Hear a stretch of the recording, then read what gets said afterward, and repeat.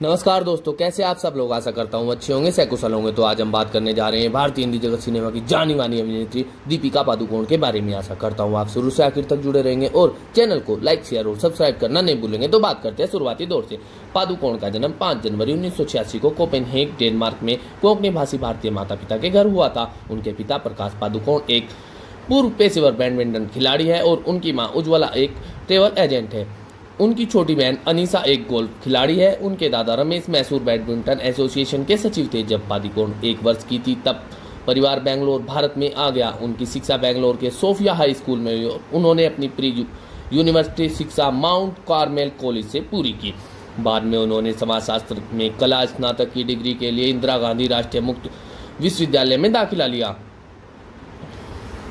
अपने करियर की शुरुआत में पादुकोण ने लिटिल साबुन के एक टेलीविजन विज्ञापन से पहचान हासिल की और कई अन्य ब्रांडों और उत्पादों के लिए मॉडलिंग की। 2005 में उन्होंने डिजाइनर सुनीत वर्मा के लिए लैक्मे फैशन वीक में अपना रनवे डेब्यू किया और किंगफिशर फैशन अवार्ड्स में मॉडल ऑफ द ईयर जीता।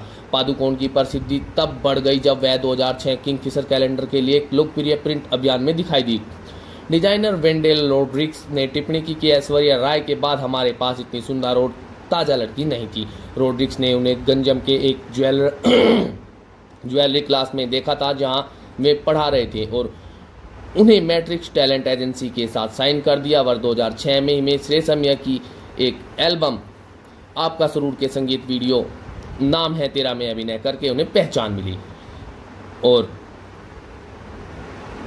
पादुकोण ने ऐश्वर्या 2006 से अपने करियर की शुरुआत की, जो इंद्रजीत लंकेश द्वारा निर्देशित एक कन्नड़ फिल्म थी। रोमांटिक कॉमेडी तेलुगु फिल्म मनमाधुडु की रीमेक थी और उन्हें अभिनेता उपेंद्र के साथ शीर्ष भूमिका में लिया गया था। फिल्म व्यावसायिक रूप से सफल साबित हुई। reddit.com के आरजी विजय सारथी ने पादुकोण की स्क्रीन उपस्थिति को सराहना की, लेकिन उन्होंने कहा कि उन्हें अपने भावनात्मक दृश्यों पर काम करने की जरूरत है। वर्ष 2006 के अंत तक फराह खान की हैप्पी न्यू ईयर को बंद कर दिया गया था और खान ने इसके बजाय मसाला फिल्म ओम शांति ओम वर्ष 2007 के लिए पादुकोण को कास्ट किया था। हिंदी फिल्म उद्योग की पृष्ठभूमि पर सेट फिल्म एक संघर्षशील अभिनेता की कहानी बताती है जो एक फिल्म स्टार की मौत का बदला लेने के लिए पुनर्जन्म लेता है। तैयारी के तौर पर पादुकोण ने अभिनेत्री हेलेन और हेमा मालिनी की कई फिल्में देखी ताकि उनके हाव भाव का अध्ययन किया जा सके।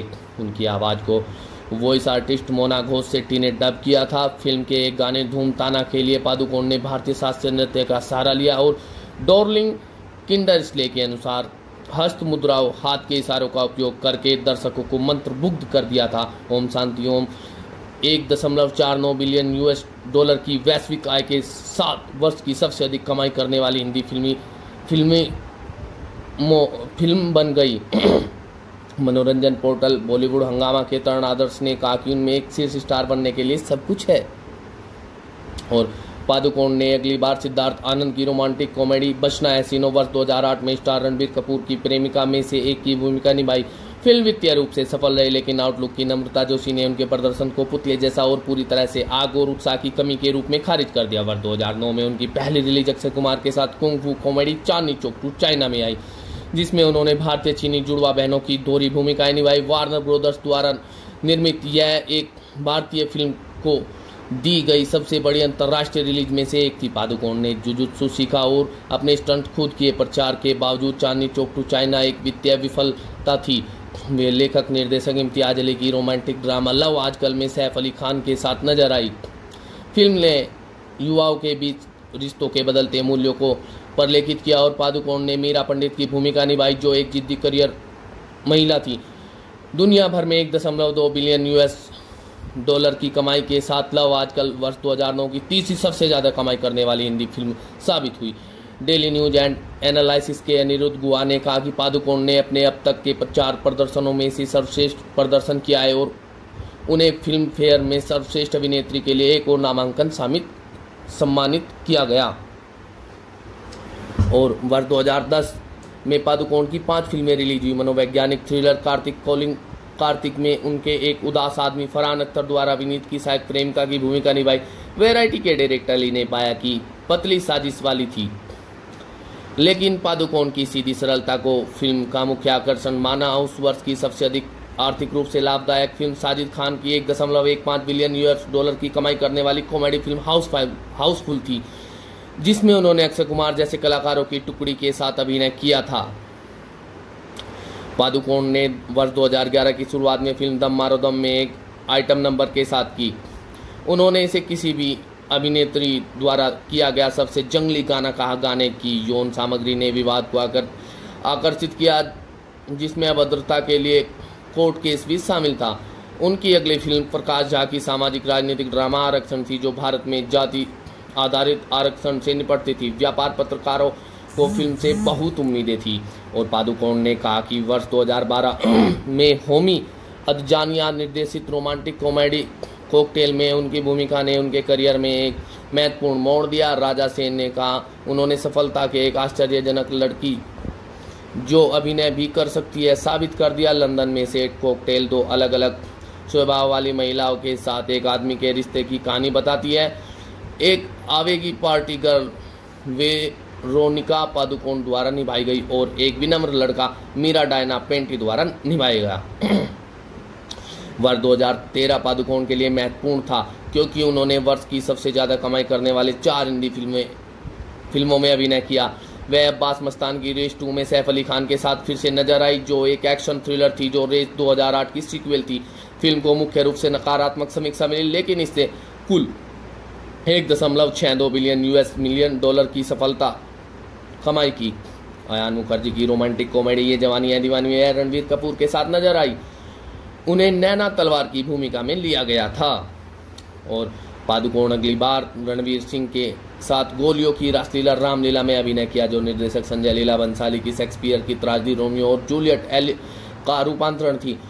उनकी भूमिका लीला की थी, जो जूलियट के चरित्र पर आधारित एक गुजराती लड़की थी। शुरू में रामलीला शीर्षक वाली इस फिल्म का शीर्षक बदल दिया गया था, जब बंसाली पादुकोण और सिंह के खिलाफ राम के जीवन को संदर्भित करने वाले थे। शीर्षक तहत सेक्स और हिंसा का प्रदर्शन करके हिंदू समुदाय की धार्मिक भावनाओं को ठेस पहुंचाने के लिए एक अदालती मामला दर्ज किया गया था। और वर्ष 2014 में पादुकोण ने तमिल फिल्म कोचा दैया में रजनीकांत के साथ अभिनय किया, जो मोशन कैप्चर तकनीक का उपयोग करके शूट की गई थी। एक पीरियड ड्रामा थी। इसमें 2 दिनों के काम के लिए उन्हें रखा गया था। और बाद में वर्ष 2015 में पादुकोण ने इम्तियाज अली की रोमांटिक ड्रामा तमाशा में एक मनोवैज्ञानिक रूप से परेशान आदमी रणवीर कपूर द्वारा अभिनीत के साथ प्यार में एक कमजोर युवती की भूमिका निभाई। सुकन्या वर्मा ने उस वर्ष एक अभिनेत्री द्वारा उनके प्रदर्शन को सर्वश्रेष्ठ बताया, यह लिखते हुए कि वह तमाशा में भी इतनी शक्तिशाली है।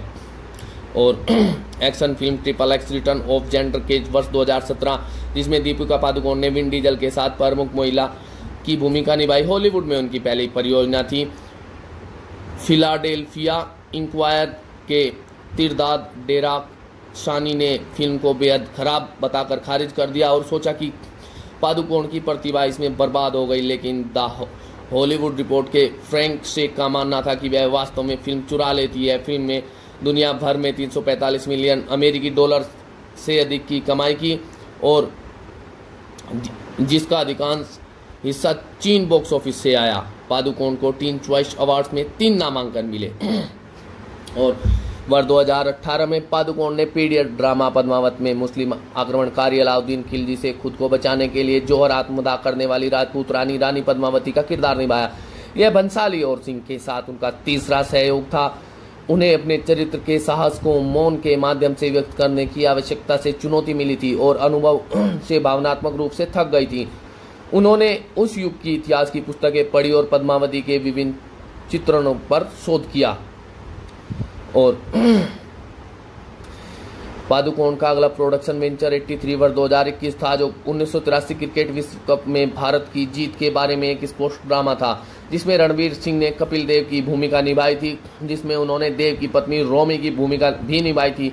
भारत मुख्य रूप से कोविड-19 महामारी के कारण फिल्म में कई बार देरी देखी गई। पादुकोण निर्देशक कबीर खान की पहली पसंद थे, क्योंकि उन्होंने एक वास्तविक जीवन के जोड़े को ऑन स्क्रीन जोड़ी के रूप में कास्ट करना एक अच्छी मार्केटिंग रणनीति मानी थी। फिल्म की समीक्षा सकारात्मक थी। फिल्म फेयर के देवेश शर्मा ने पादुकोण को उनके सहायक हिस्से में ग्लैमर जोड़ने के लिए सराहा।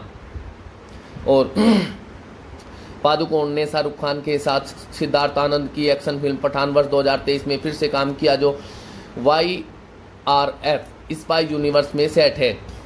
फिल्म के एक गीत बेशरम रंग में पादुकोण को भगवा बिकनी में दिखाया गया था, जो एक बार दक्षिणपंथी हिंदुत्व समूह द्वारा अश्लील और आपत्तिजनक माने जाने पर विवादास्पद हो गया था। केंद्रीय फिल्म प्रमाणन बोर्ड ने गाने को अनुक्रम में कुछ संपादन किए जाने के बाद फिल्म को रिलीज के लिए मंजूरी दे दी। सैबल चटर्जी ने लिखा कि पादुकोण एक अदम्य स्त्री और एक प्रतिबद्ध सैनिक की दोहरी भूमिका को उत्साह के साथ निभाती है और पादुकोण अपने परिवार के साथ एक करीबी रिश्ता साझा करती है और अपने गृह नगर बेंगलोर में नियमित रूप से उनसे मिलने जाती है। वह मुंबई के एक पड़ोस प्रभात देवी में रहती है और उन्होंने अपने माता पिता की उपस्थिति को याद करने की बात भी स्वीकार की है। और वर्ष 2008 में बचना है हसीनो फिल्म की शूटिंग के दौरान पादुकोण ने सह कलाकार रणवीर कपूर के साथ एक रोमांटिक रिश्ता शुरू किया।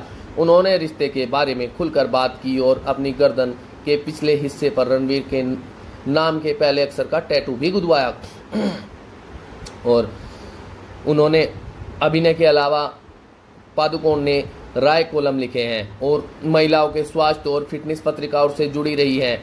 उन्होंने धर्मार्थ संगठनों का भी समर्थन किया और स्टेज शो के लिए प्रदर्शन किया। और वर्ष 2009 में उन्होंने हिंदुस्तान टाइम्स ने अपने जीवन शैली अनुभाग के लिए साप्ताहिक कॉलम लिखने के लिए काम पर रखा था। इन स्तंभों के माध्यम से उन्होंने अपने प्रशंसकों के साथ बातचीत की और अपने व्यक्तिगत और पेशेवर जीवन का ब्यौरा दिया। उस वर्ष उन्होंने विश्व 10 के बेंगलोर मैराथन में भाग लिया, जिसने 81 गैर सरकारी संगठनों के समर्थन में $13.1 मिलियन जुटाए। वर्ष 2010 में पादुकोण ने गांव को नियमित बिजली आपूर्ति प्रदान करने के लिए NDTV के ग्रीन थॉन अभियान के हिस्से के रूप में महाराष्ट्रियन गांव अंबेगांव को गोद लिया। और वर्ष 2013 में उन्होंने रिटेल चेन वेन्यू वेसेन के साथ मिलकर महिलाओं के लिए कपड़ों की ऑनलाइन लॉन्च की। और 2 साल बाद उन्होंने अपने ब्रांड ऑल अबाउट यू के तहत एक ऑनलाइन लॉन्च के लिए फैशन पोर्टल मिंत्रा के साथ सहयोग किया।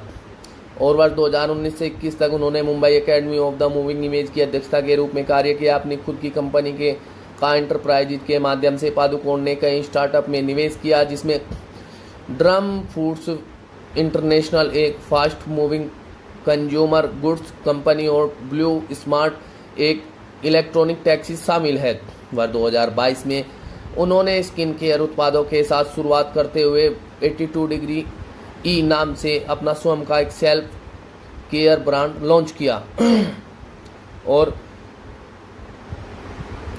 पादुकोण नारीवाद जैसे मुद्दों पर भी मुकर रही है। उन्होंने कहा कि नारीवाद आक्रमण होने के बारे में नहीं है, यह शीर्ष पर पहुंचने के साथ साथ नरम होने के बारे में भी है, यह आपको होने के बारे में है। स्त्री मजबूत और इच्छा शक्ति से भरपूर। वर्ष 2015 में एक साक्षात्कार में पादुकोण ने अवसाद पर काबू पाने के अपने व्यक्तिगत अनुभव के बारे में बात की और उसी वर्ष अक्टूबर में उन्होंने भारत में मानसिक स्वास्थ्य के बारे में जागरूकता पैदा करने के लिए एक फाउंडेशन भी बनाया एवं जिसका नाम था लिव लव फाउंडेशन रखा गया। अगले वर्ष उन्होंने अवसाद या चिंता से पीड़ित रोगियों के उपचार में सामान्य चिकित्सकों की सहायता के लिए मोर देन जस्ट सैड नाम से एक अभियान शुरू किया। और दोस्तों, पादुकोण ने 10 नामांकनों में से 10 नामांकनों में से 3 फिल्म फेयर पुरस्कार भी जीते हैं। वर्ष 2007 ओम शांति ओम के लिए सर्वश्रेष्ठ महिला पदार्पण और गोलियों की रासलीला के लिए वर्ष 2013 में और वर्ष 2015 में फिल्म पीकू के लिए 2 सर्वश्रेष्ठ अभिनेत्री पुरस्कार। और अपने जीवन काल में इतनी फिल्में करने के बाद इन्होंने ये पुरस्कार जीते हैं। और दोस्तों, पत्रकारिता में भी इनकी एक मजबूत छवि रही है। और दोस्तों, यही थी दीपिका पादुकोण की जीवनी। आशा करता हूं आपको इनकी जीवनी बहुत अच्छी लगी होगी और आप शुरू से आखिर तक जुड़े रहे होंगे। दोस्तों, यदि आपको इनकी जीवनी अच्छी लगी है तो आप फेसबुक और व्हाट्सएप के माध्यम से इनकी जीवनी अपने दोस्तों में साझा कर सकते हैं। और यदि आप किसी व्यक्ति विशेष की जीवनी सुनना चाहते हैं, यह वह यदि वह नेता, अभिनेता या फिर कोई सार्वजनिक हस्ती है, यदि उसकी जीवनी सुनना चाहते हैं तो आप हमें कमेंट में लिखकर बता सकते हैं। हम अगले ही दिन उनकी जीवनी लेकर आपके सामने आ जाएंगे। और अब ज़्यादा बातें न कहते हुए मैं अपनी वाणी को विराम देना चाहूँगा और आपसे एक अनुरोध करना चाहूँगा कि आप सभी हमारे चैनल को लाइक, शेयर और सब्सक्राइब करना नहीं भूलेंगे। धन्यवाद दोस्तों।